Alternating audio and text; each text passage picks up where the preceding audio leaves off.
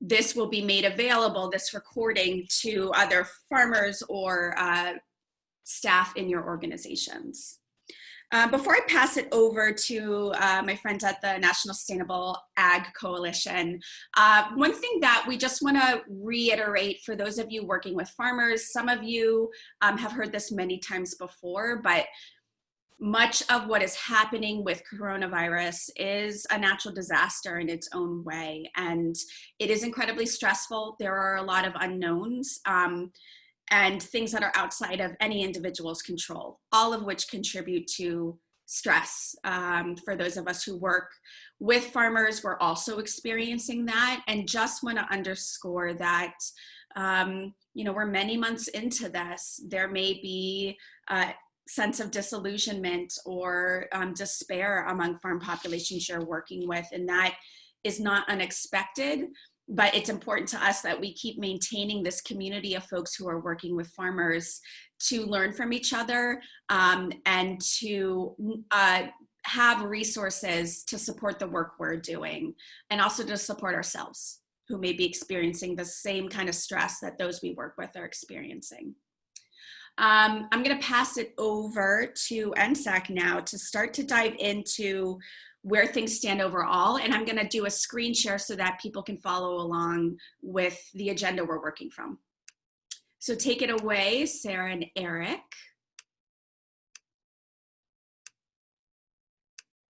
And you may be on mute. Awesome. Thank you, Alicia. I think. Hi, everybody. My name is Sarah Hackney with the National Sustainable Ag Coalition. I'll take just a quick moment to get you oriented to the agenda, and then I'll pass it over to Eric. So we've got about 90 minutes for this webinar today. We'll try to be we want to be both thorough and get through some really key program updates that may be helpful to you in your work in the field. We're also building in time for questions, both throughout and at the end. So we've got about 90 minutes. If you need to take off early, this will be recorded. So you absolutely can hop back in. But broadly speaking, we're going to start. I'm going to hand it over to Eric in a moment just to get us situated in kind of what's going on overall. What do we have in terms of data and information about the 3 biggest federal aid programs for which farmers are eligible. From there, we'll hand it over to the FLAG team to do a deep dive on some of the really key new program updates and sort of key considerations for each of those programs that we want to make sure that you're aware of. We'll also, as part of that, you'll notice us doing a little back and forth between some really great technical updates from FLAG and some policy updates from NSAC and our team. And that's going to, again, cover Cpap, the PPP program, and the IRL program.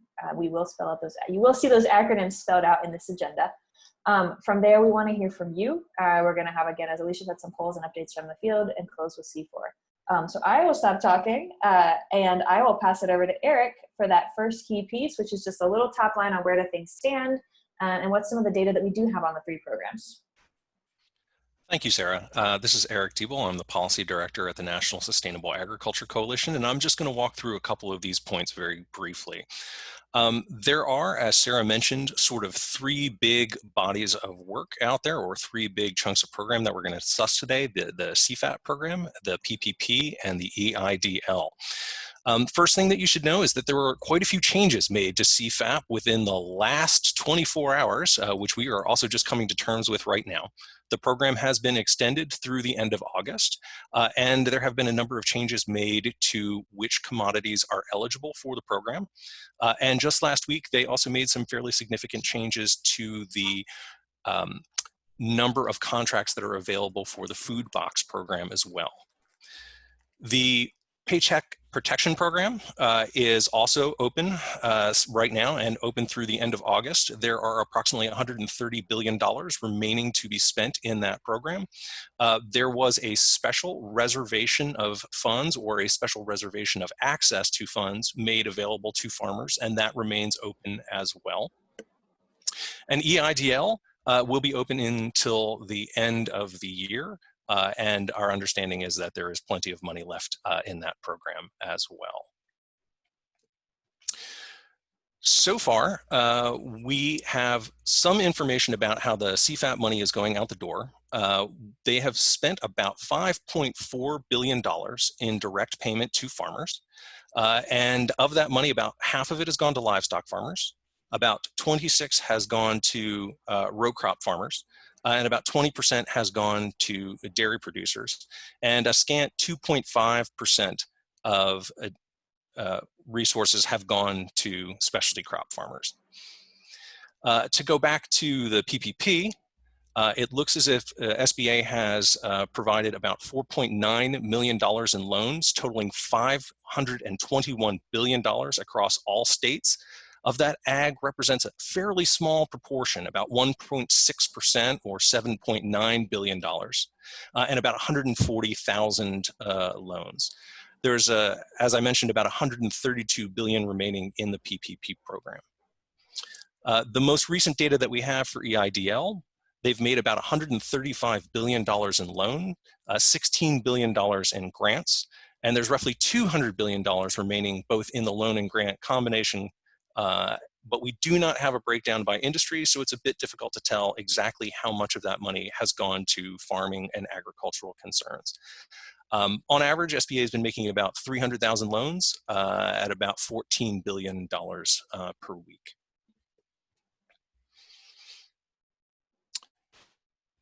And with that,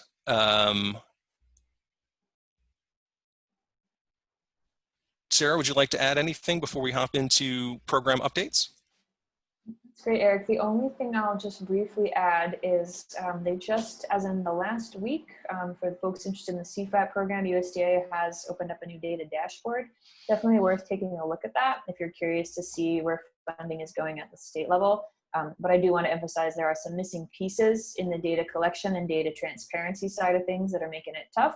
That includes that USDA, and neither USDA nor SBA, I believe, are releasing full demographic information about folks receiving help. Also, there are some missing farm pieces such as farm scale or the ratio of applications accepted versus declined. This makes it harder in some cases to analyze and really understand, is aid getting out equitably, and are there pockets of folks who are not being served? So just a note that there's some really helpful data that's available, but there's still some missing pieces that we're trying to find access to and trying to get so we can better understand the fuller scope of where the aid is going. I think we can hand it over to the flag team next. Thank you, Sarah. My name is Stephen Carpenter. I'm with Farmers Legal Action Group. My colleague Lindsay Keene is also here and will be speaking as well. So most people are going to know a Farmers Legal Action Group. We're a nonprofit law firm that works on behalf of family farmers. And we've often worked on disaster issues. And so when the COVID-19 crisis hit, we started drafting once we knew what material, what programs might be helpful to farmers. And they've been programs have been changing. That's why we're here today with new developments, and that's why we keep changing and adding to our guides. We have a general COVID-19 guide there are 2 editions of. We have a specific Cfap guide. We will talk about Cfap in a second. And we've got 2 editions of that out. So things keep changing underneath us, and we keep trying to keep up. We hope that these guides are detailed, helpful to policy people, helpful for technical support folks like you, and helpful to farmers indirectly. So with that said, let's talk about the Coronavirus Food Assistance Program. And just as a reminder, we're going to have hopefully plenty of time to ask questions. And I know that if the questions kind of go longish, we'll stay and answer those after everything else is over. So everybody knows of Cfap. This is the big USDA program for farmers, $16 billion. We know that it's going to be open until near the end of August. And we also know that they're not running out of money. So for people that were sort of considering it but thinking there was going to be no hope because all the money will be gone, that actually seems not to be the problem. We know there are quite a few other problems with the program. Right now, though, we're trying to just make sure people understand the rules, and we're trying to make sense of what's happening to people once they apply. So you will remember that USDA decides commodity by commodity whether there was an eligible loss for the entire commodity. And so if you are dairy, you know, the question is what happened with the price of milk is essentially the way USDA looks at it. There's been some room to maneuver on those, and in fact that's sort of what happened yesterday is USDA did some changes to what commodities are available. So for example, well, we can talk about it a little bit more in a second, but some crops got a plus, some got a negative, some got dropped. It's all a bit confusing and messy. But for this moment, let's talk about what's happening at USDA and with the producers when they're trying to use the program.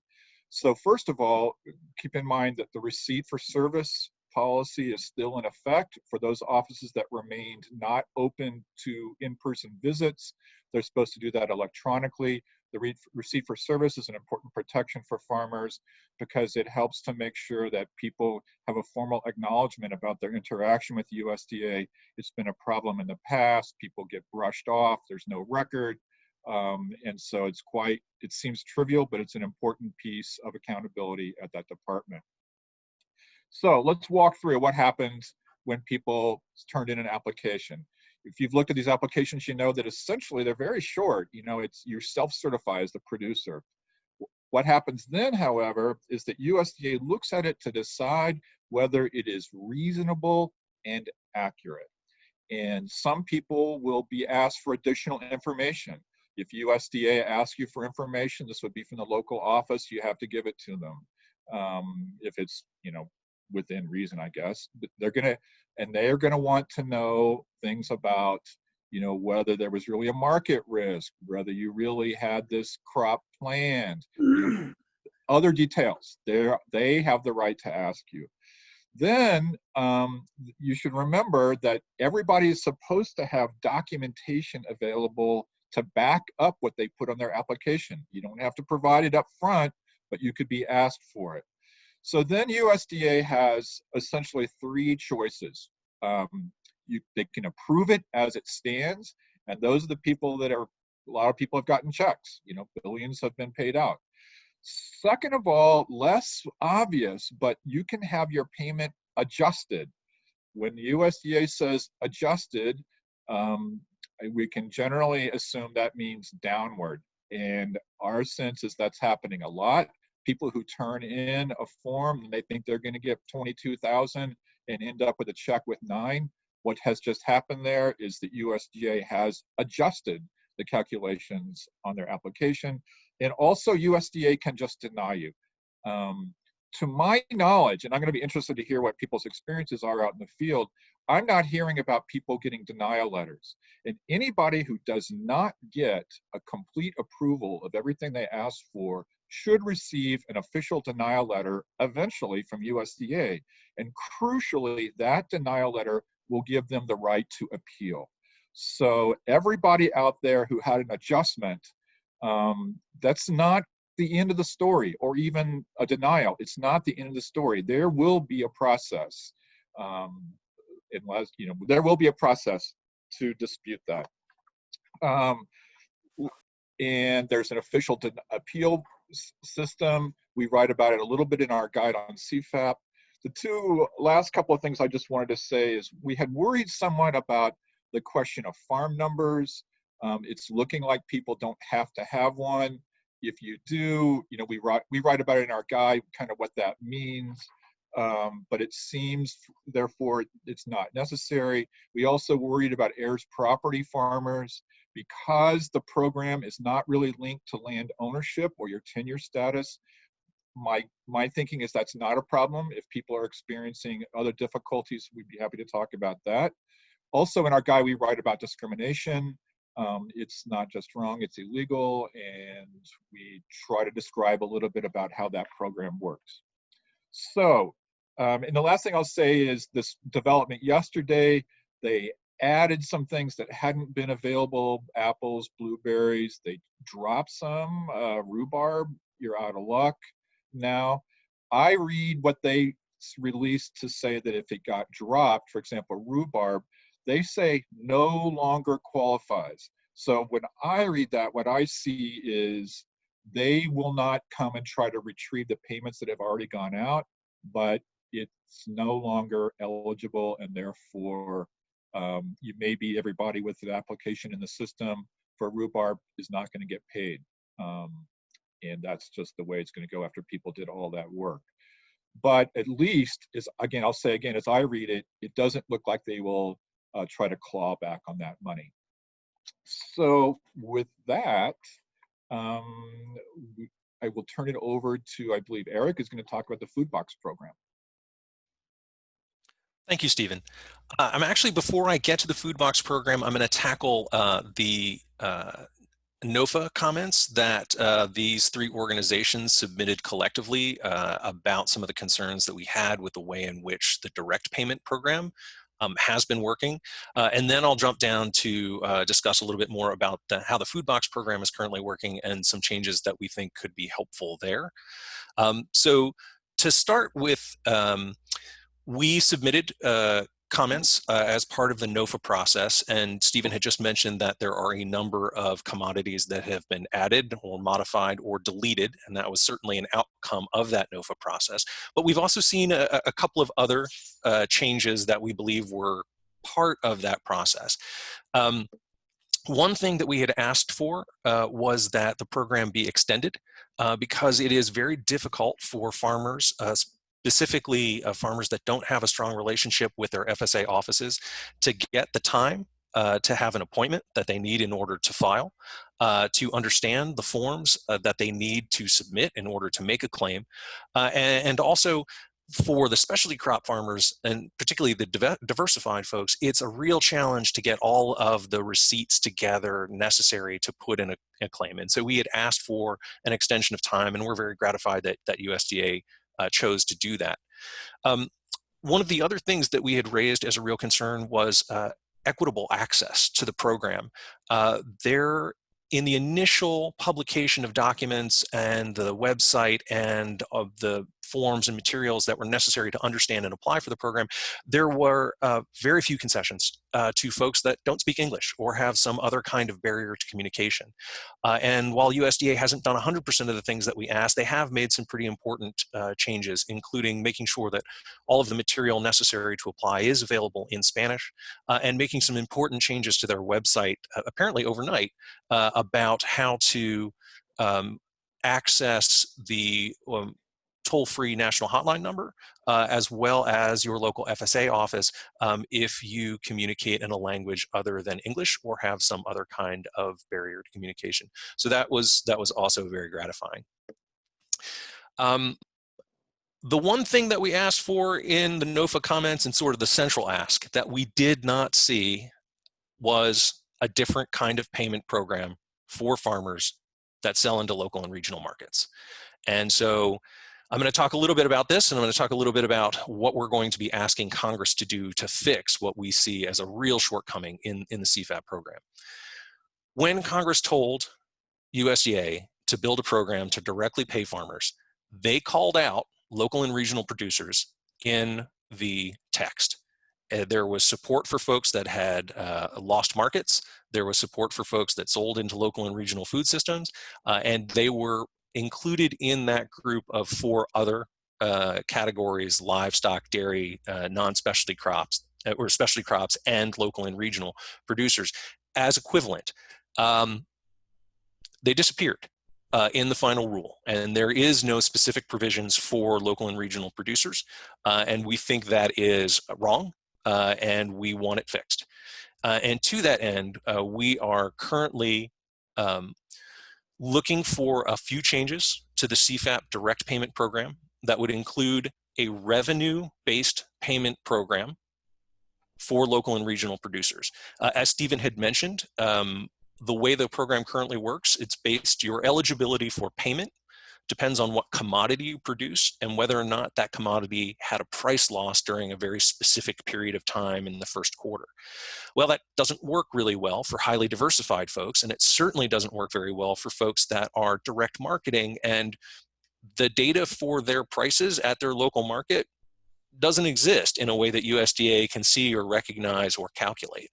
And so we are advocating for a revenue-based program with demonstrated losses because we think that's, one, certainly more fair, two, in keeping with the original statute, the CARES Act, and the direction from Congress to USDA, and three, because not only have some markets had real price losses for local and regional farmers, but it's also cost those local and regional producers an extraordinary amount of money to regain market access. So folks that are switching to online platforms, or folks that are modifying to social distanced CSAs, adding new staff to accommodate new packaging and new shipping, that's expensive. And there is no way to be compensated for that under the current program. And so that is another reason that we feel a revenue-based program is more appropriate than a price loss program for diversified local and regional producers.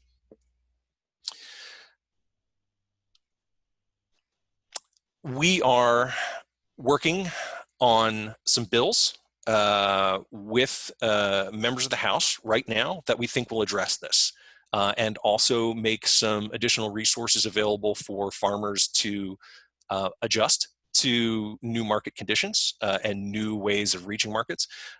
We also want to make sure that farmers have, that the markets that farmers are selling into have the support that they need to continue during this time, because it's not just the farmers that are having to add people and add new tools and new technologies, it's the markets themselves. And so in states in which farmers markets are still operating, we want to make sure that they have the support that they need. And so these are sort of the three core elements: support for farmers, support for markets, and a change from price to revenue-based direct payment programs are the core elements of what we're going to be asking Congress to do in the next package. We think that Congress asked USDA to do this in the last package. We just don't think USDA heard them, and so what we're asking for is for Congress to be far more explicit in this next bill in which they are constructing. I think now is probably a pretty good time to switch over and talk a little bit about the Cpap Food Box Program. And I apologize, we're about to be joined by my dog here, but that's one of the joys of being on Zoom. And Eric, this is Sarah. If I can just jump in briefly. Thank you. I'll say we have a few minutes built in for questions in just a few minutes after Eric speaks a little bit to the food box side of the Cpap program. If you have a question about the program, you can go ahead and type it in the chat box, and that way we can start getting them queued up and then have a sense of what questions are coming up for people. So feel free to go ahead and put it in the chat box to everyone if you've got a question you've been sitting on. And I'll hand it back to you, Eric. Thank you, Sarah. I appreciate that. And it actually, I'm glancing through my notes here, and I missed one truly essential part of the underlying organizing thoughts that we have when we're putting these three different proposals forward in a bill, and that is the issue of equity. It is a real challenge for historically underserved farmers, for beginning farmers and ranchers, and for folks that are not as visible as they should be to USDA. And so we know that when USDA underserves local and regional producers, when they underserve folks that are direct market farmers, they are underserving BIPOC farmers, historically underserved folks, new and beginning folks, sustainable farmers, and it is this reason, this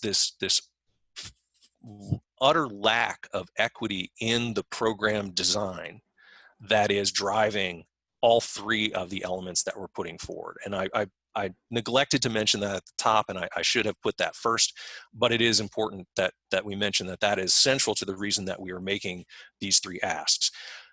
The bills are in draft, and I expect no matter what the exact contours of the final bill that comes forward will be, that they will feature specific components built around equitable access and equitable reservation of funds to make sure that money is targeted to the folks that have been excluded by the current program, and to make certain that everybody gets the support that they are absolutely deserving of and entitled to. All right. Having said that, I'm going to pop down to the food boxes real quick. Maybe we don't talk about this as much as the direct payment program, but we certainly should, because it's another element of the program and an important one for a lot of farmers. The food box, or Farmers Feeding Families food box program, is still underway. As of last week, they had shipped out about 31.7 million boxes of food. And there are different commodity boxes. There's a dairy-only box, a mixed box, a fruit and vegetable box, and a meat box. Most folks are probably pretty familiar with this program. They've got $3 billion to spend, and they've spent about $1 billion of it. And the program was just recently extended through the end of August.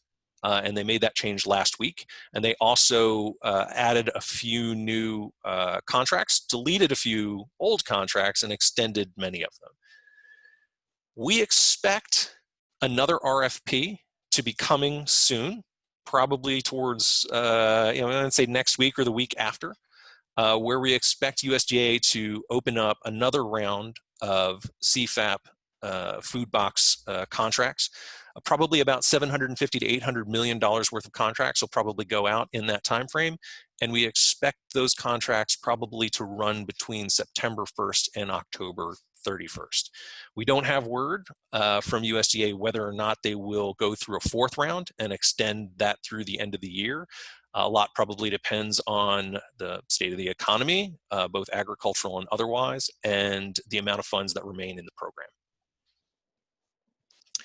Cpap program seems like it's working pretty well. There were certainly some challenges in the beginning, got a lot of press about some, call them unfortunate awards to some folks that may not have had a lot of experience in dealing with distributing agricultural goods. But in the end, it seems like it's working pretty well. It is not working equally in all parts of the country, so there are still some regional disparities, but it looks like USDA is working hard to address those in this most recent round of contract awards. There is one major shortcoming in the way in which the program has been operated, as we understand it, and that is that it was originally intended to make sure that farmers who lost markets, again, particularly local and regional folks, that they were able to sell their product into an alternative sort of distribution system, and that would be distributed to individuals who found themselves in need of food aid. And that certainly has worked. But the problem has been that USDA has been requiring GAP certification in order to provide food into those food boxes. And as many of you are probably aware from working with smaller farmers or folks that are primarily direct market farmers, GAP certification isn't something that everybody has. It doesn't make a great deal of sense for a farmer who sells into a direct market to have GAP certification. It takes a lot of time, it can be quite expensive. There's lots of different versions of GAP, so you may not have the right kind for the right market. So farmers that have direct relationships with their customers, well, people know that they're trustworthy. They know that their food is safe. They have confidence there, so they don't need an external validator or some kind of certificate. Now, of course, when USDA opened the food box program and required GAP certification, all those great farmers with wonderful food safety track records couldn't participate.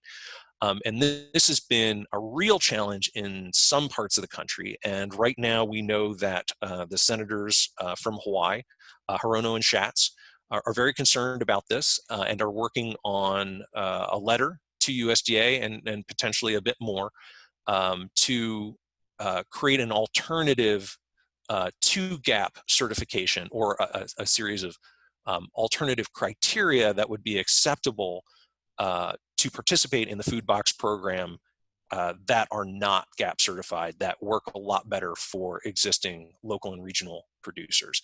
That is ongoing, and we hope to learn more by the end of the day about what form that's going to take. All right, a couple of minutes for questions for Cpap, unless Sarah, you want to hop in real quick. hand it over to Maddie from FarmAid, who's been tracking questions for us.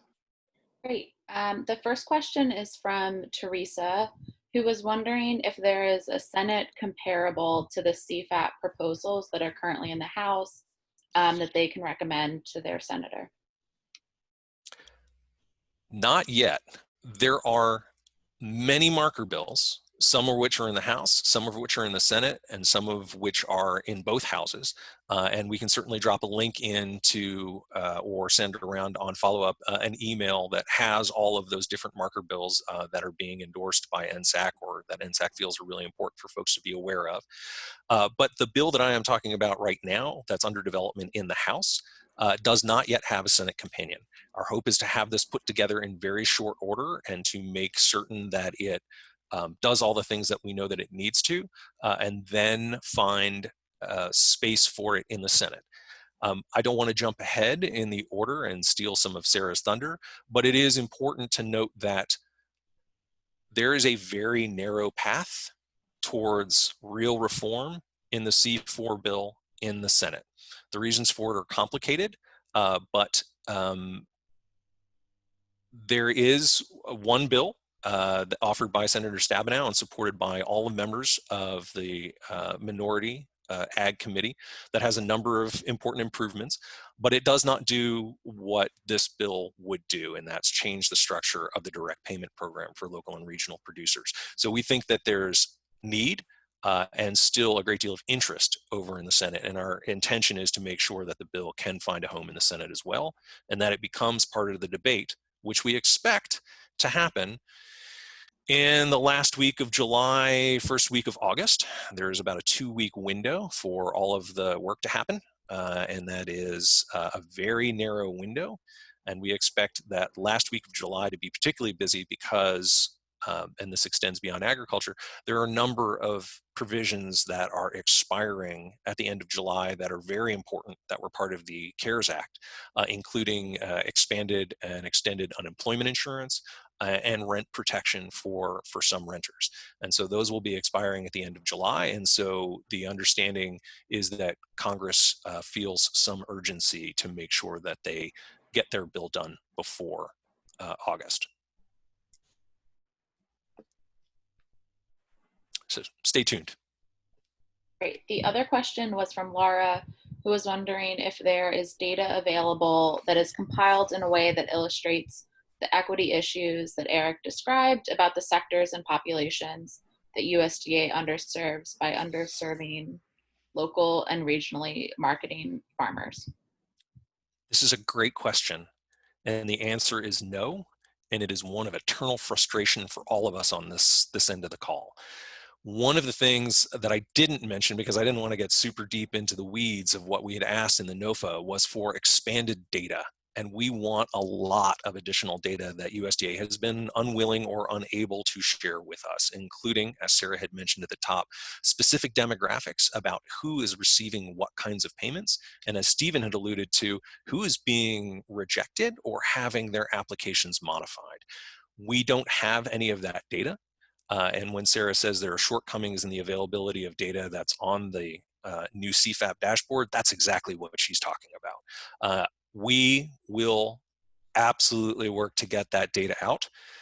In years past, that has often taken an extensive legal process, and I hope that it doesn't this time, but I'm uncertain as to how quickly we will be able to get that data. Quite frankly, we want it now, and we want it quickly because we want to make sure that the program is serving everyone equitably and that the folks that really do need the help are getting it. But I don't expect USDA to volunteer it.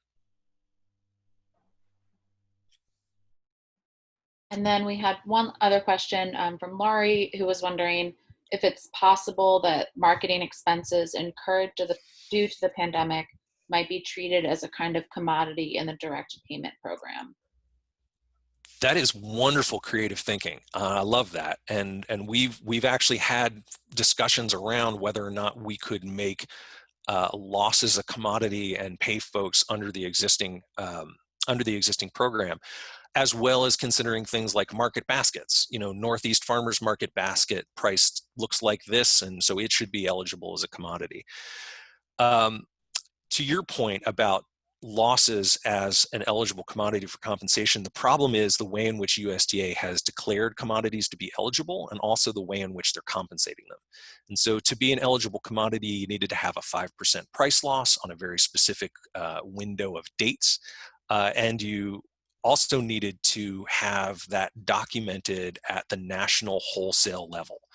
And if you were going to pay people for their losses, or perhaps even for the costs that they incurred to change markets, that's going to be different for everybody, right? There's not a national level wholesale number for what kind of costs you incurred or what kind of markets you lost. That's a very individual thing, which is why we've been advocating for a different kind of direct payment program. It's great thought, but it doesn't fit as well as we had hoped. We actually very much took that approach as a series of discussion points early on when we were discussing how this bill could be crafted, or some of the original proposals that we had put forward, and it just didn't fit under USDA's sort of rubric.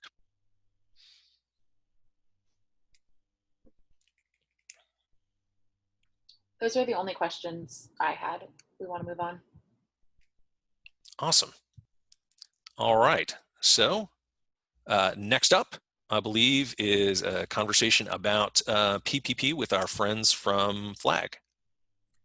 Thanks, Eric. Hello, everyone. My name is Lindsay. I work with Stephen at FLAG. And I'm going to spend just a few minutes talking about a couple of the SBA programs that some of us, may have simply forgotten about with the development of Cpap, but they are both still alive. And the Paycheck Protection Program in particular has had many changes over the last few weeks, and they have come out in a very sporadic way and can be quite confusing.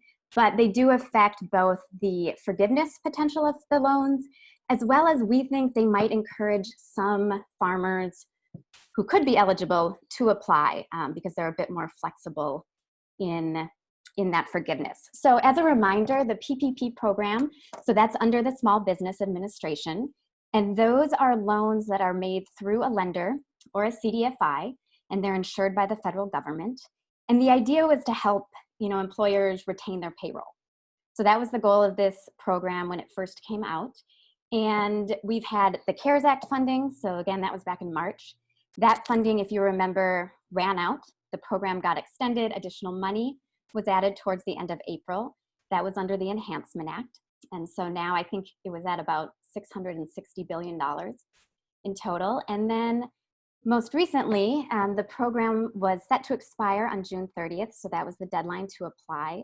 That date came and went, but shortly thereafter, it was extended until August 8th. So that is the current deadline for farmers or anyone else to apply. And also importantly, with the passing of the Flexibility Act, which was on June 5th, there have been many changes made to the program, and I just want to talk about a few of them that might be important for you all who are working with farmers, just to be aware of and to direct farmers to if that feels applicable. So as a quick recap, so for this, to be eligible for this program as a self-employed person, so including farmers who are self-employed, you had to be in business on February 15th of this year. You had to have some form of self-employment income that could be as an independent contractor or a sole proprietor. You had to have your principal place of residence in the US. And then most importantly, you had to have filed or intend to file a 2019 Schedule C or Schedule F. And this is where, and I'm kind of curious from you all what you've seen in the field, but the key with that last requirement is the way the program operates. You are only eligible for the PPP loan if on your Schedule F, you show a net farm profit. And as we all know, there are many farmers who will not have a number greater than 0 on line 34 of their Schedule F. So they're not showing a net farm profit. And those farmers simply can't apply. So I just want to, remind everyone of that. And I'm also curious how many of you are seeing that this has been a huge barrier for farmers. We imagine it has, but any insights you all have would be curious about. However, if you work with folks who can meet those 4 requirements and they are eligible, these are some of the key changes. So again, these loans can be 100% forgiven if certain requirements are met. And one of the original sort of concerns I think lots of people had is the way the program operated was you would get your loan and you had to spend it on certain things within a certain amount of time in order for it to be forgiven. And when the program was developed, there was an 8-week window. It was called the loan forgiveness covered period. And this is the time during which you had to spend the money from the loan. That has since been expanded to 24 weeks. So 3 times as long. So you now have 24 weeks within which you can spend the loan money. The other key change, and I think this is what makes me wonder if more folks might be enticed to apply in the first place, is that originally the PPP loan required that to get full forgiveness, you needed to spend at least 75% of the loan that you receive on payroll costs. And that includes wages, tips, certain benefits for retirement or healthcare, things like that. But 75% of the loan needed to be used on that. And the remaining, no more than 25% could be used on, there were other specific eligible uses, including rent payments, utility payments, or mortgage interest payments. So that was under the CARES Act. That was the original, those were the parameters. What's happened with the Flexibility Act, so as of June 5th of this year, that has changed to now requiring that only 60% of the loan needs to be spent on payroll costs, meaning that up to 40% could be spent on the rent, utilities, or mortgage interest. So that's one way in which the program has expanded a bit. And another key thing to remember is, this is not an all or nothing. So let's say, okay, I'm only allowed to spend 40% on rent and utilities. Let's say you spend 50% on that. That doesn't mean you get no forgiveness. It just means that you wouldn't be eligible for the full loan forgiveness. Any amount of the loan that is not eligible for forgiveness will end up with a 1% interest rate. So 1% interest for the remainder of the loan. And another change has been that the maturity rate on the loan, so the time within which you have to pay it back, has been extended from 2 years until 5 years. And the last thing I want to say on sort of the changes that have happened since the Flexibility Act, there's a few different, they're calling them exemptions. So again, you get reductions in your loan forgiveness if you don't follow these guidelines. And then they have some exceptions to those rules. They're a bit confusing, but to suffice it to say that to get full forgiveness, in general, you're required to keep the same number of what SBA is calling full-time equivalent employees. So essentially, if you had 2 half-time employees, that would be 1 full-time equivalent employee.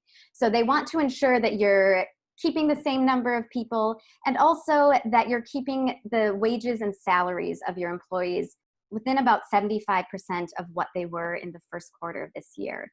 So again, if we think about the intent or the stated intent of this program to help retain employees on your payroll, that appears to be what they're trying to do. Now, for each of those requirements, there are exceptions. For example, if an employee chooses to quit and not be rehired for various reasons, you may not have that reduction in the forgiveness. And there's a couple more that are a bit too complicated and we don't have time to go into now. However, we are going to be updating our COVID guide hopefully in the next week or so, and we will spell out all of these changes. Or if anyone has specific questions on these various exemptions, please feel free to reach out to Stephen or I, and we can help you with that. So those are the big changes to PPP. The last one I will note is that they have also come out with 2 different forms of the loan forgiveness application. So they have a standard form, and then there's what SBA is calling an easy loan forgiveness application form. And this is just as it sounds, it's a lot easier. It's much more simplified in both the information you need to provide But to qualify for that easy application, you have to meet 3 requirements. You have to be self-employed with no employees. So that could apply for some of the farmers you're working with. There's a requirement that you haven't reduced any wages, including presumably your own, by more than 25%. And that any reduction that you had in your business due to COVID-19, you still aren't reducing wages. Even if there has been a reduction in business, you can't have reduced wages. So it may be tricky for folks to fit into that, those requirements, but just know that there are 2 applications available for forgiveness.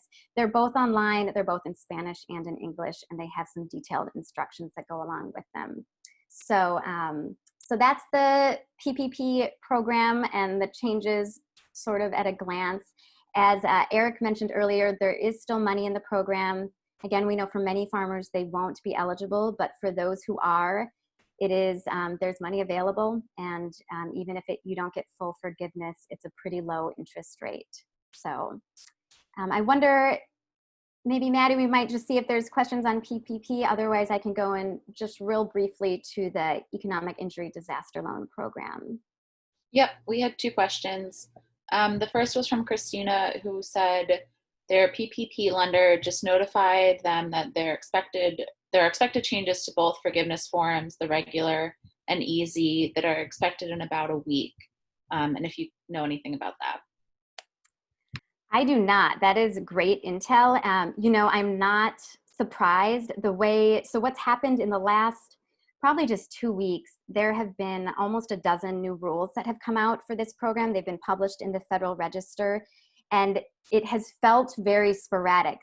Each rule sort of updates previous rules in bits and pieces and parts.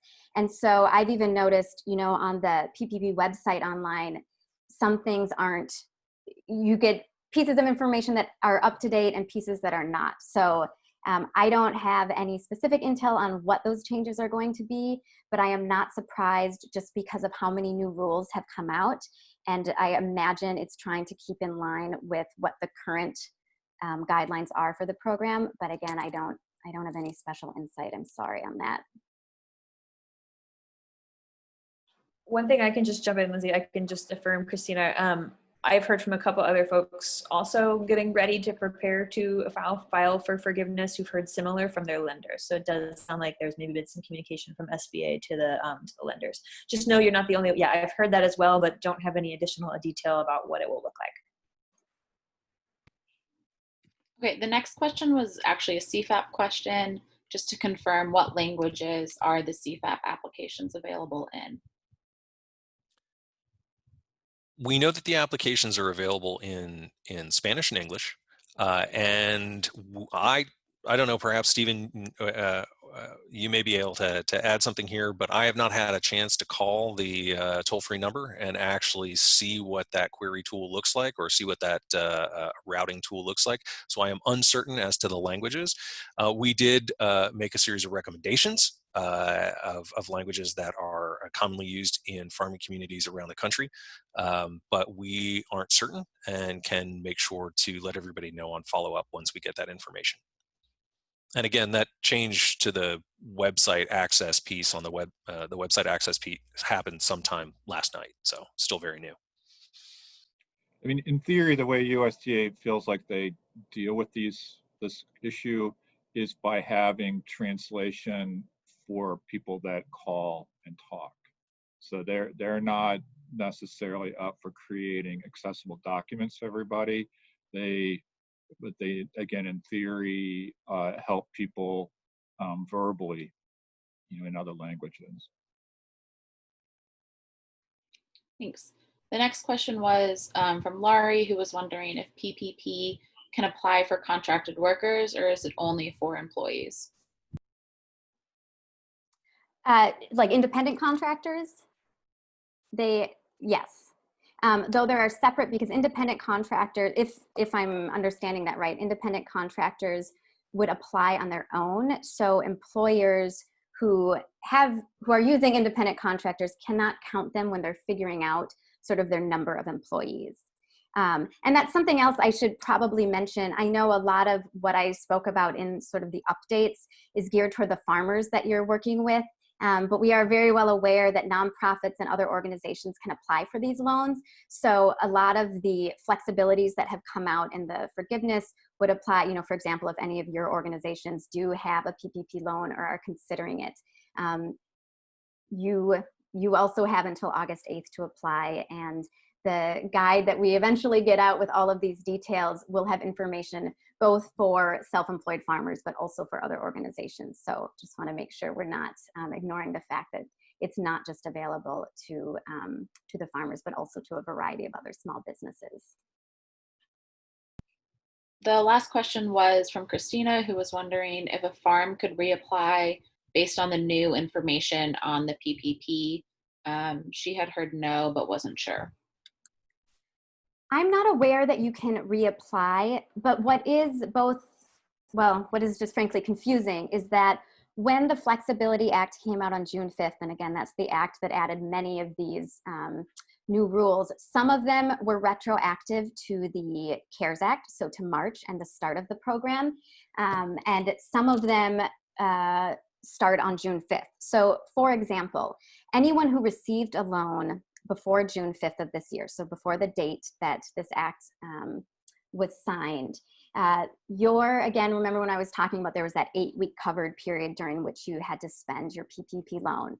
For folks who had a loan before June 5th, they can actually choose whether to stick with that 8-week, if that works for you, and you can get full forgiveness under those rules, you can elect that. They call it the alternative payroll or loan forgiveness covered period. Or you can choose the 24-week period. So for some of the rules, you'll get a choice, even if you've already received a loan. For other rules, they only apply if you received a loan after June 5th. So for example, one of the things I didn't mention is initially there was a 6-month deferral on making any sort of payments on a PPP loan. So if you got the loan out, you had 6 months where, although 1% interest would be accruing, you didn't have to make any payments. And you, in theory, could get the loan forgiven during that time frame too. That has since been extended to a 10-month deferral period, but that is only for loans that were applied for after June 5th. So I wish there was an easy answer. I don't believe you can reapply, but again, some things might sort of, when you go to apply for forgiveness, you might still be able to get access to some of the new rules, even if you applied before June 5th. And I apologize if it's pretty confusing, but that's also just how the program is being run right now, so. I think that's it for questions. So I think we can move on to the EIDL. Okay, great. So just briefly, the Economic Injury Disaster Loan Program, or EIDL, as some are calling it. Again, this was sort of the second SBA program under the CARES Act, though operates very differently. And this program, you apply directly through SBA, essentially for a low interest loan. I believe it's 3.75% or 2.75% if you're a nonprofit. But I think what was initially exciting perhaps about this program was there was both the loan aspect that I just mentioned, the low interest loans, but then there was also this emergency grant sort of facet of the program. And when it came out, SBA was saying you can get up to $10,000 that do not need to be, it's money that does not need to be repaid. And it's sort of a no questions asked, more or less. So when you would apply for an EIDL loan, you would check a box that you were interested in the grant. What's kind of happened over time is that it appears, though I haven't seen too much written about this in any official capacity, but it appears that how SBA is determining the amount of that grant is essentially $1,000 per employee. So again, to use the self-employed farmer as an example, it appears that you would be getting a $1,000 check for that grant. And if anyone has seen anything different, I'd be very curious about that. So please kind of go ahead and write that in the chat box. But the reason I wanted to bring up this program, there haven't been too many changes to it. There is still money available. The deadline is December 31st of this year. But I think, especially as we've seen how programs like Cpap have unfolded, and for many farmers are just not providing the relief that many of us were hoping for. It occurred to me that the thing about the EIDL is that it is, and again, relative to some of these other programs, it is quite easy to apply for. And actually, I will let you know the Intertribal Agriculture Council, IAC, put out a great video on how to apply for EIDL as an agricultural enterprise. So how farms can apply, and I can put a link if folks are curious about that. But it takes about 15 to 20 minutes to apply. And the real key thing I wanted to remind folks here is that in order to get the grant, so the potential for the $1,000 to $10,000, you don't need to actually be found to be eligible for the loan. You don't need to accept the loan if it's offered, or you can accept less than is offered. So I think essentially what I'm trying to say is it's something to consider. There's a chance that farmers could get $1,000 with a 20-minute application and decide, even farmers who aren't really interested in a loan. Again, you have to technically apply for the loan to check the box that says I'm interested in the grant. But if and when SBA comes back and says you're eligible, you can deny it and still get the grant money. You can say you just want $100 of a loan and still be eligible for the grant money. So in thinking about, how can we try to get the most money into the hands of farmers who need it, just wanted to put out there that this may or may not be something that you would want to encourage some farmers to do, or just remind farmers that it exists. So, and I think that's all I had on the EIDL program. If there are, I don't know if anyone has questions on that, but. It wasn't a question, but Jim said that they did apply to the EIDL program and confirm it was very easy, and they got $1,000 per employee. Okay, thank you. Yeah, that's what we've been hearing. So just wanted to make sure there wasn't something else wasn't going on as well. Okay, so I think I'm gonna turn it back over to Stephen to just touch on some other sort of different programs out there and changes in those. So today our main focus is on recent changes or new developments. So we're not going to spend much time talking about programs that are relatively unchanged. I would encourage you to look at our COVID-19 guide. There are 2 editions out so far. A third one is coming, as Lindsay pointed out, directly. So unemployment insurance, foreclosure moratoria, etc., are discussed there. The thing that I think is worth mentioning is USDA administrative responses to the COVID-19 crisis. And one of the things that has been advocated by some of the people on this call is the use of a USDA program for farm loan borrowers called Disaster Set-Aside. And USDA has agreed to apply the Disaster Set-Aside program to COVID-19 circumstances. So what that essentially means is if you're an active FSA farm loan borrower and you have a multi-year loan, you can take this year's payment and put it at the very end of the loan payment schedule. If you have only a 1-year loan, then you can just sort of tack it on to the end, add another year. So for folks that are farm loan borrowers, it's actually, if you're struggling, it's something that can be helpful. And this change occurred fairly recently. So ongoing, there are still USDA saying they won't accelerate on loans, they won't initiate foreclosures. That's all good news. Someday that will end and we need to be ready. So folks shouldn't get complacent. The last thing that I would, two things I would say is, in May, USDA made a big push momentarily to tell people that it was possible to use EQIP.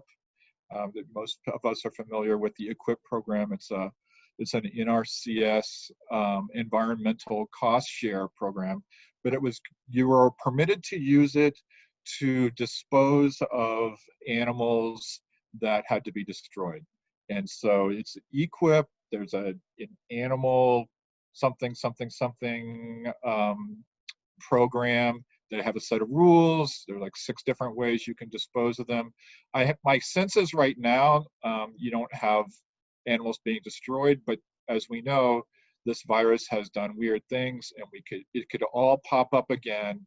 And if it does, you need to certify that these animals have been destroyed. You need to get a vet to certify that the whole thing is for real. And if you do that, there's actually real money there if you end up in that circumstance. So that's something that we had not written about, and therefore I just wanted to briefly mention it. The last thing I would say is beware of scams. Scams never go away. A lot of them are targeting people in general, but it's always there in the ag world, especially regarding debts. So please be careful of that. And we will have more materials updated online soon regarding the general programs. And if they change Cpap yet again, I guess we'll do yet another edition of that. So with that, I think that we're moving on to updates from the field, which would be a highlight of the entire hour and a half. Sarah, are you coordinating that? Looks like we actually have one question, Stephen, that may tag into either some of the EQIP dollars or some of the other programs. And I'll let Maddie continue being our question facilitator. Yep, so the question's from Jim, who was wondering who is pushing against Tyson, JBS, and Smithfield accessing these programs. Do we mean if we mean the SBA programs, in theory, they should not be participating in those. If we're talking about these 3 entities, I think they're not eligible for CFAP, miraculously, and they shouldn't be available under SBA either. Someone correct me if I'm wrong. Yeah, I mean, the 750,000 AGI for CFAP, that's boots out Tyson and JBS and Smithfield. Yeah, I hope that answers the question.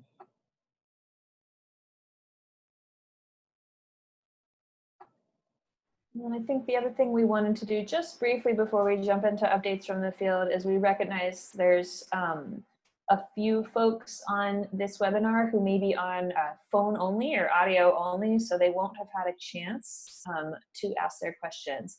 Alicia, can you see if we have anybody on phone that we can open up for?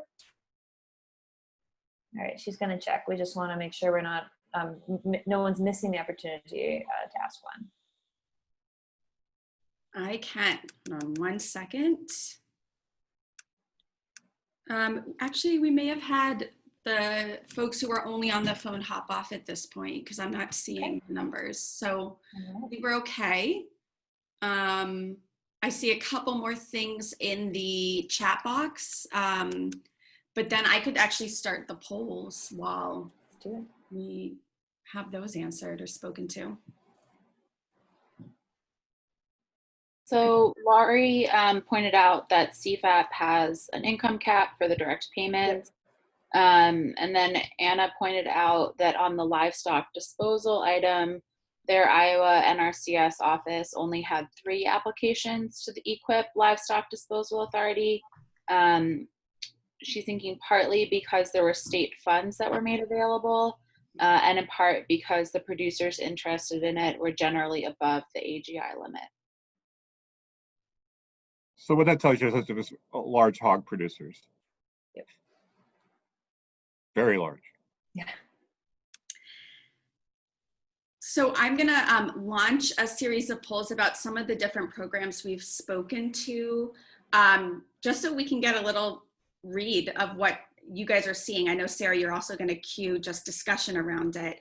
There's a final question about your sense of how it's going out there broadly. Like, do you feel like the farmers you're working with have struggled with COVID, but these programs are really helping them? They're kind of helping them. You're really worried. So, you know, just stay tuned. There's going to be kind of a series of polls as Sarah chats. Yeah. Yeah, and so polls are popping up. So if you are at your computer, you should see a little pop-up box here. And again, we're looking to get a gauge here because with all that program information that we just wound through, we know there's a lot happening in the field, and we don't have good data here in DC, especially down at the field level. And data is not the only way to know. Stories and lived experience and your relationship with the folks you're working with is another really important way to gauge what's going on and what's needed. If you want to have a look, you'll see the first question is, are you hearing about eligible farmers being discouraged from applying to Cpap? And this first round is Cpap focused. And then the second question, have you heard from farmers who've applied and been denied? And then finally, are you hearing from farmers who are eligible for the Cpap program but are not applying? And you can see the results. I think everyone will be able to see the results, right, Alicia? In case you're curious. Yep, I'll share them once. We've got about 20 people who have filled it out so far. So if you can see this poll, we really encourage you to fill it out before I end the poll. And then we'll share the results out so you all can kind of see. So we'll give you another 10 or 15 seconds if you want to answer, and then we'll share them out and then we can talk about it for a few minutes. Yeah.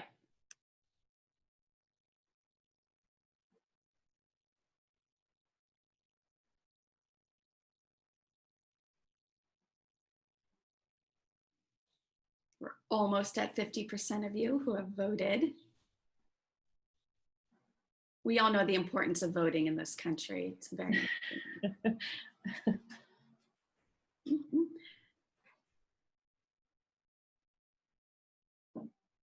Maybe not quite 50% of us do. Yeah, wait, that's a little too true. You know, Alicia, while people are filling this out, I see there's a question. Is there a link to more details on the Equip Livestock Disposal Authority? So when I was looking this up, what I found was that there is a shortish USDA fact sheet about it that came out in May. If you're hoping to dig into more details, the Mammoth NRCS Equip handbook has a little section of maybe 5 or 6 pages, which describes in detail the methods that you're allowed to use and, just how the whole thing would work for you. That shortish up guide that USDA did does have the prices. So basically it's kind of by animal unit. And if you, so it's actually good information. I think my assumption is if you Google the name of the program and USDA, it will pop up. Did Lindsay, did you already just find Eric, it? looks like Eric's on it. Okay, great, fantastic. So I found this one pager useful. It's horrifying that anybody has to use it, but that's the reality. Yeah. All right, are we ready to close first poll, Alicia? Yep.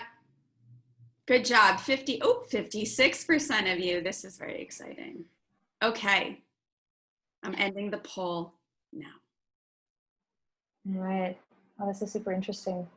So what we're looking at here is, and thank you all for filling this out, it's helpful. Majority of folks are not hearing a lot about discouragement from being, being discouraged from applying. So that's actually good to hear. And not a ton of folks have heard from farmers who were denied, though definitely it sounds like quite a few, the majority of almost everybody on this call who voted has heard from, or a number of folks have heard that people were not eligible and thus not applying.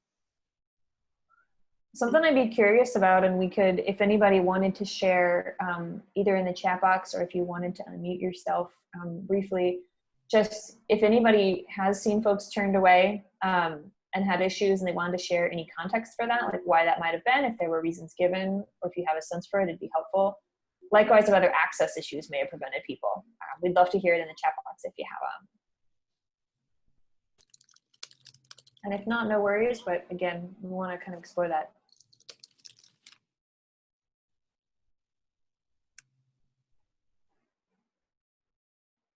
Not necessarily a lack of access or being turned away, but for gosh sake, why can't the USDA do online applications for this? Yes, it's so true. That is a really good point. It's so true. And I will say, actually, they actually, after it opened, they have sort of made it possible for folks to apply online, actually, but only producers who already have an e-authentication account. So they didn't have it open for online application right away. They have recently, in the last few weeks, opened it up for folks who have an e-authentication account. The hard part is to get an e-authentication account. If you're a producer who does a lot of business with FSA and you're already comfortable and like in and out of the office a lot, you may already have one and can jump in and use it with ease.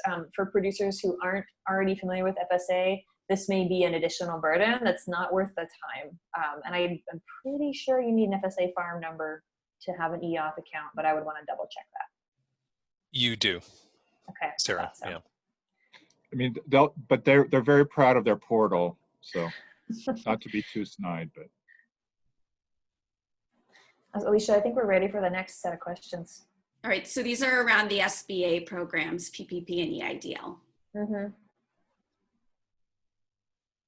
And this is getting into SBA. So go ahead, Stephen. I just might add, what we just saw there was a lot of denials. Yes. I'm assuming that nobody is receiving denial letters yet. And so just to repeat, every one of those denials, ultimately, you should be getting a letter which should explain specifically why you were denied, tell you have appeal rights, and it's going to be very interesting what they did and how they came up with this decision to deny people. Mm-hmm. You know, it's notable. I mean, to my knowledge, people are not getting these letters. I'd love to hear about anybody who has. And so, you know, I think it's great they're getting the money out the door, but, you know, delaying the bad news isn't making it better news. It's just delaying it. So it's just interesting. Yeah, and I'll say too, if you all are working directly with producers and anybody has gotten those letters or has gotten a denial, we'd definitely love to hear about it, because yeah, like the delay is not helpful for anyone. So I'd love to hear it. And thanks, looks like we've got about 30 seconds left to vote, and this is for the Paycheck Protection Program. Just trying to get a sense for how this is playing out in farmer communities and whether folks are accessing and jumping onto it. Oh, and EIDL, my mistake, both of them. So yeah, there we go, perfect.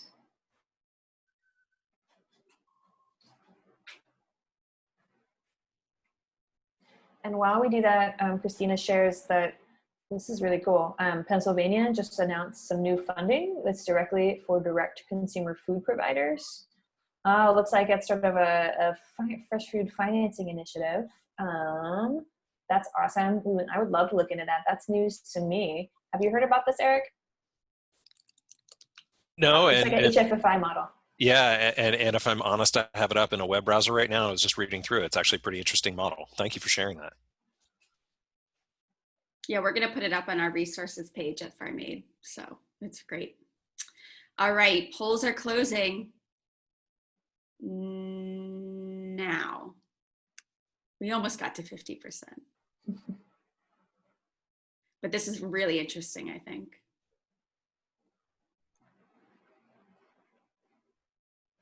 So we're hearing. Here are your results.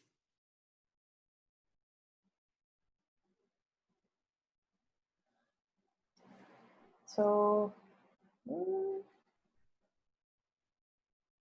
what do folks think about this? Definitely, it looks like some people have heard from farmers who were discouraged from applying to both of these programs, which I'm a little bit bummed to see. I mean, I'm not surprised, but it's frustrating. And I'd say if that's you, if you've heard from folks who were discouraged, it'd be helpful to understand why. Was it eligibility issues? Was it language access? Or was it discrimination? If you have a sense for, or folks have shared with you their sense of why, it'd be really helpful to understand.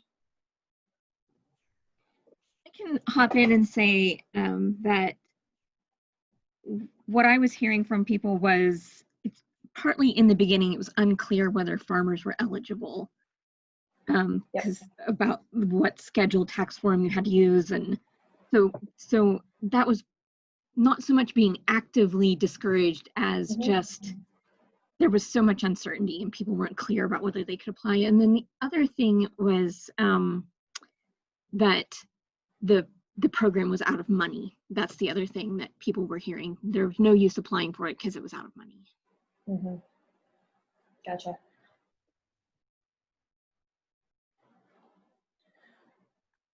I'm seeing a couple on the thing, just a couple on that. There's definitely some eligibility issues. Sounds like especially earlier on when those programs were a lot harder to access for producers. So that may augur as well for helping make sure that eligibility has changed in some cases for folks. Some issues filling out the application I'm seeing. And then just want to echo, huge barrier is farmers who are not normally served by FSA or SBA are just not used to working, and those agencies aren't used to working with some of our farmers that we work with. Relevant outreach and technical assistance is just not there. Yep, I definitely hear that. We're seeing a lot of the same. What state are you in? Just curious.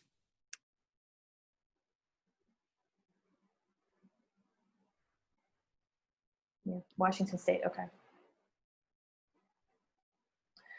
Would this be a place also to speak just briefly, Eric? I know the Schedule F eligibility piece is an issue for the SBA, for the Paycheck Protection Program. Is there a legislative effort to potentially fix that, or am I mistaken? No, you are correct. There is a Thune-Baldwin bill, I believe, is the magic combination of senators that are interested in making farmers eligible for SBA programs by changing the Schedule F criteria and looking at historic revenue instead. I would never say that a farmer would be anything less than 100% honest on their Schedule F, but it is very often true that they are not reflective of farm income. And so Thune and Baldwin's effort to expand the criteria, the eligibility criteria for those programs would make many more farmers eligible.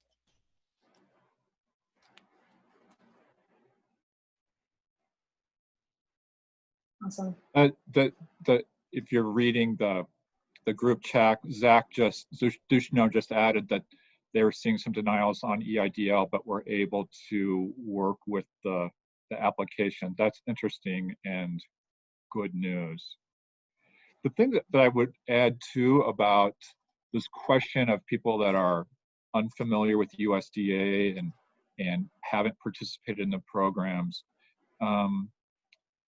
I sometimes wonder, how should I say this? There are a certain group of people that are never going to want to walk into that office, and that's their decision. Fair enough. But to the extent there are people that don't have that concern, but just kind of don't understand and are unfamiliar, I mean, there's a point to trying to help them get through that first piece, because we're not turning back on this. I mean, disaster assistance, loans, this relief, I mean, a lot of money runs through those USDA offices. And, crop insurance is in many ways a very good deal now. I mean, I am concerned that people are not participating because they don't feel like they can understand it or get a grip on it. And that's where outreach and our work is really, really important. And again, there are people that just don't want to do it. Fair enough. That's cool. But it's very discouraging to realize how many people could benefit from these programs and seem to feel unwelcome or seem not to understand what it's really going to require.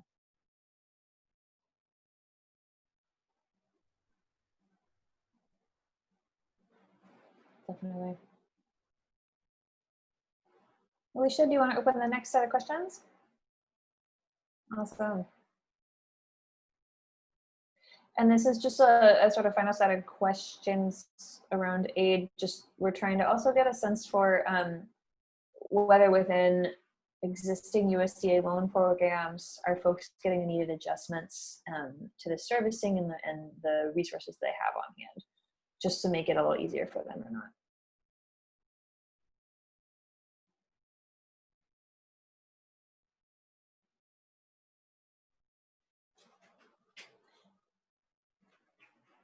And as folks are filling that out, I was just going to comment on what Zach was talking about for the EIDL program and the credit scores.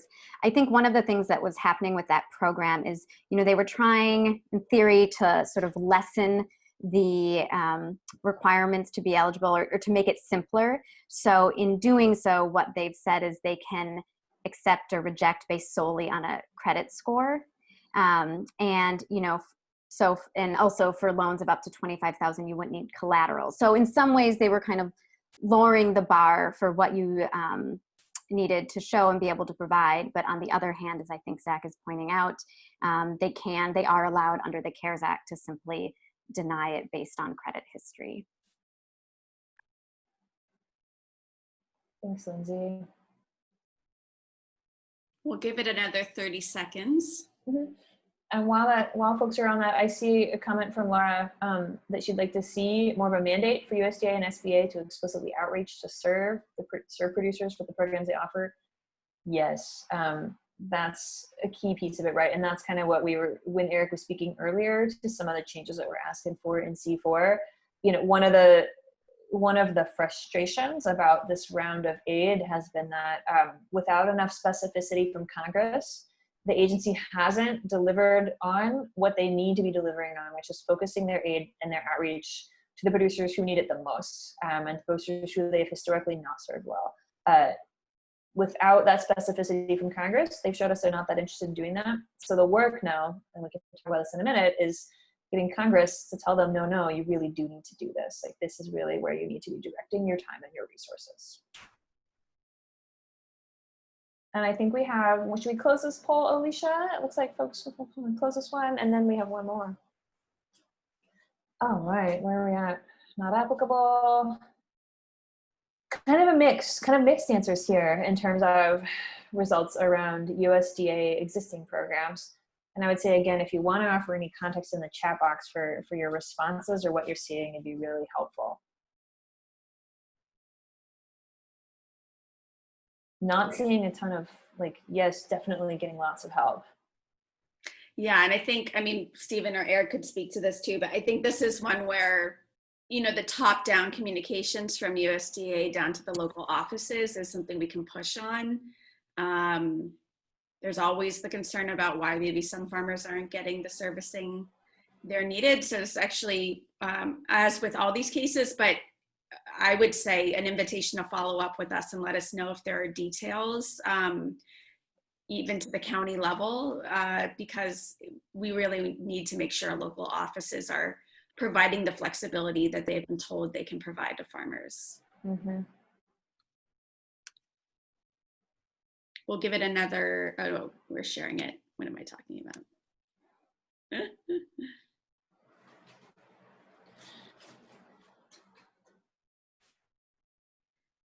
Shall we do the very last question? Let's do it. And then we have one more question, and then we have, we want to close out with a few minutes on C4 and some of the legislative work and some actions coming up.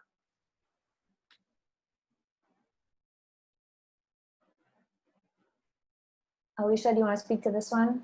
Yeah, I'm realizing that some of the letters are getting cut off, but we just kind of generally went your pulse of things. What's your outlook? And this is really, how do you think farmers are faring right now?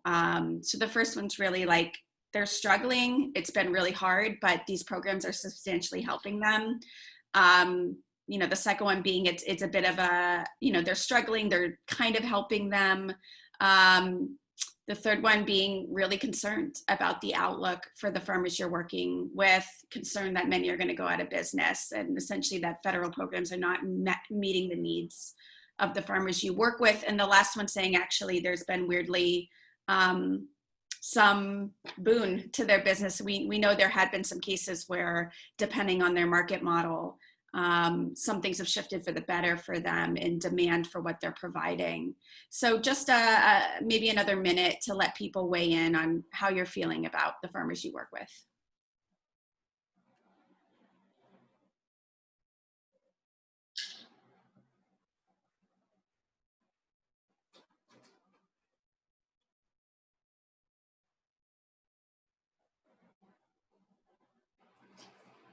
All of the above. Thanks, Christina. I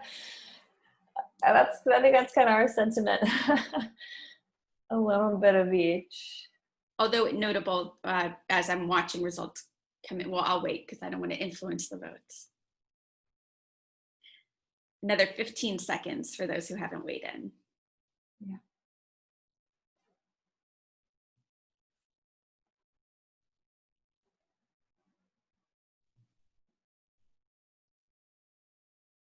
All right, I'm gonna wrap it. Oh, I see there's still a few more people. Give it 10 more seconds.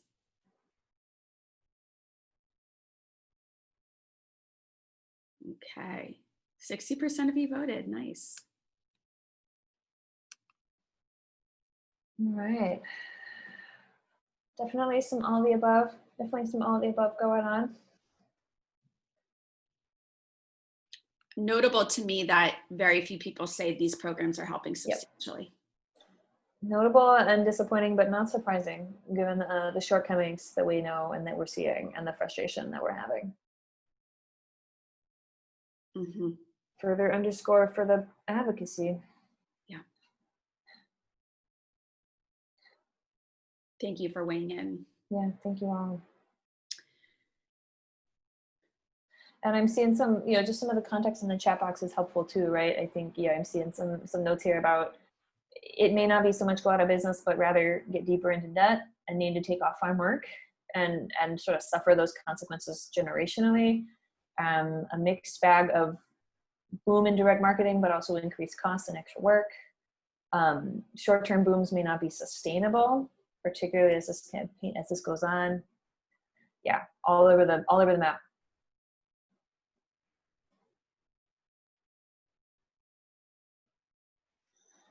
Yeah, that all looks super real.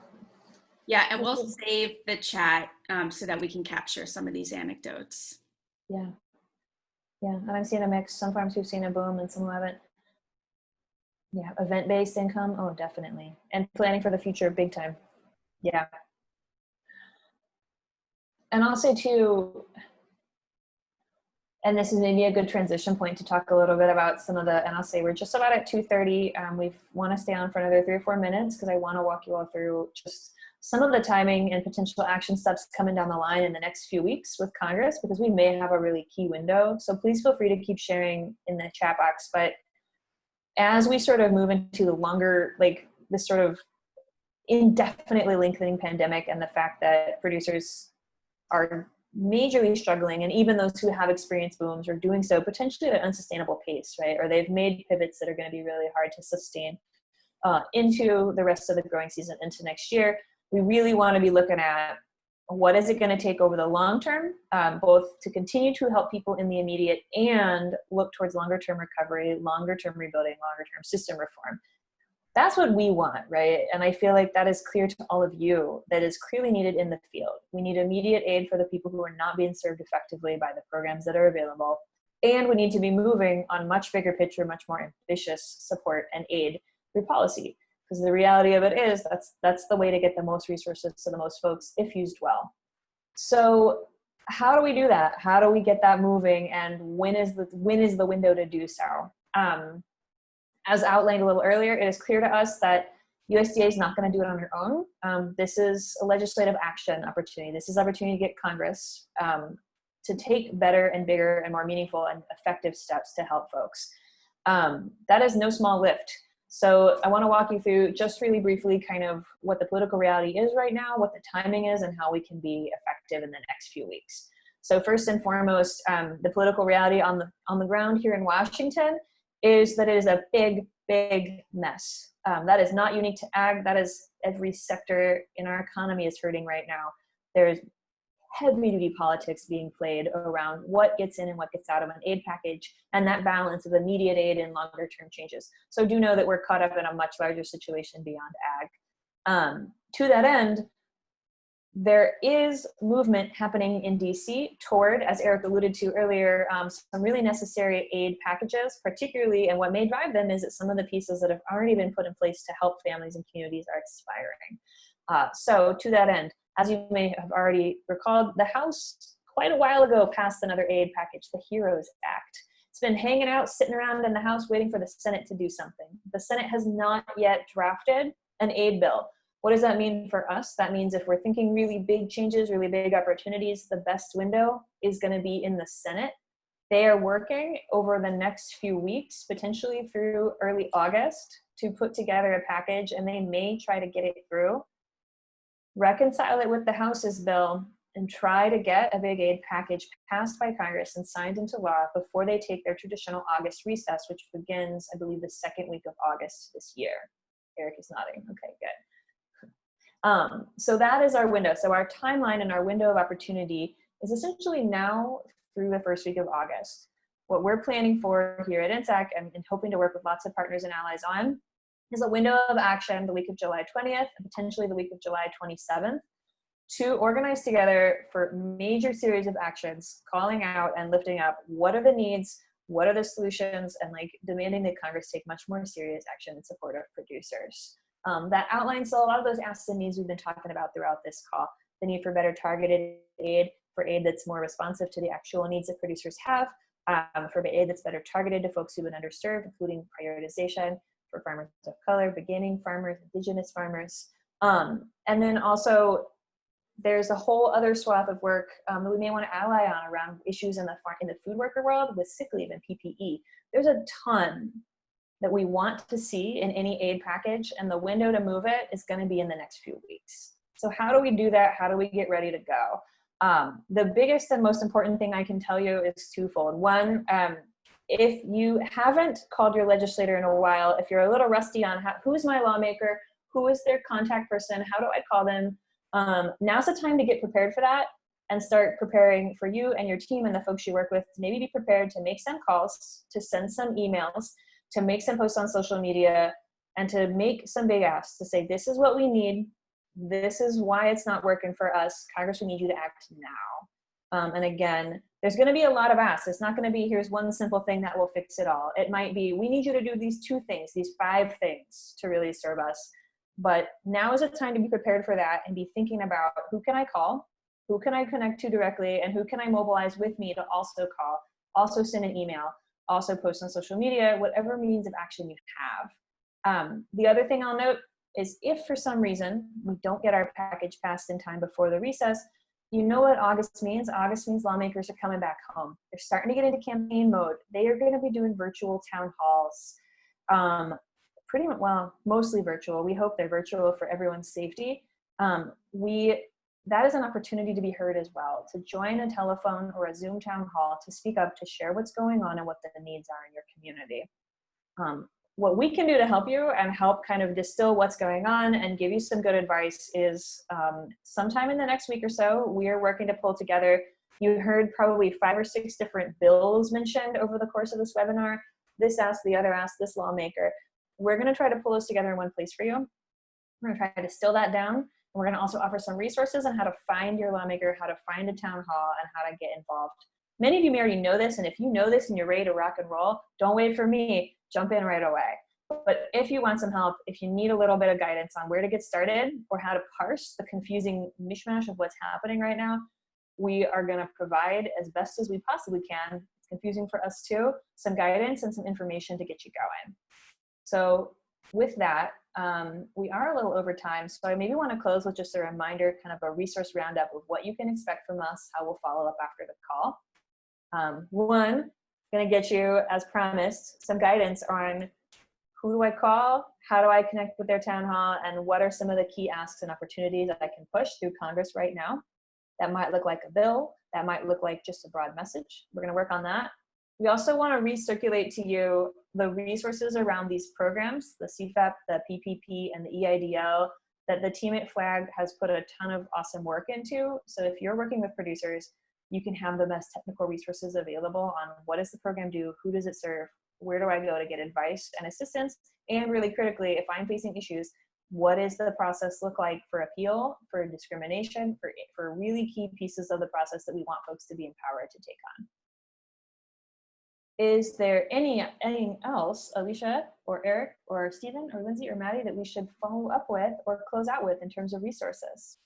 I know we'll reshare. I can put the link in the chat box, but it'll be part of, I think, the list of things in addition to the webinar recording. We'll also share this running page we have for those of you who work with farmers that has all of the webinar recordings we've done, links to the flag guide, links to anything we've seen put together. So some of these will be repetitive, but we'll make sure that you guys have that. And we will also, I think what's also on that webpage is the feedback form. Some of the questions we're asking for farmers are similar to the ones we asked in our poll today, but really ensuring we can try to get some data on what is and isn't working for farmers out in the field. So that's another thing you can be sharing with farmers in your orbit. Yeah. And I just want to kind of close with one final plea. You all are the folks in the field, and we know that you're the ones taking the calls and the emails and getting the questions from producers and really feeling the stress and the strain and the anxiety that everybody's facing as they try to sustain their businesses and their communities.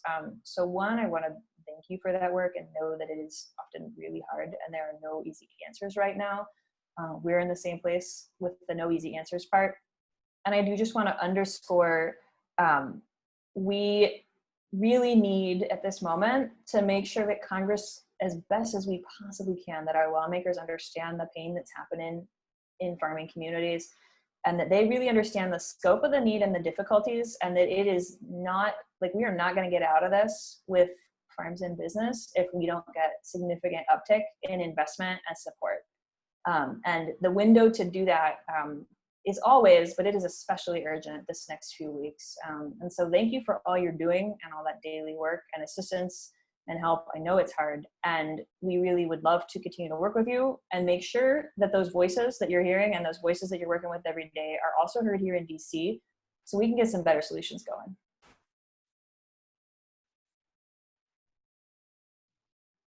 And thank you for all you're doing. Thank you, all of you. You're free to hop off. We'll end the recording, and that'll be coming out to all of you soon. Thank you, everyone.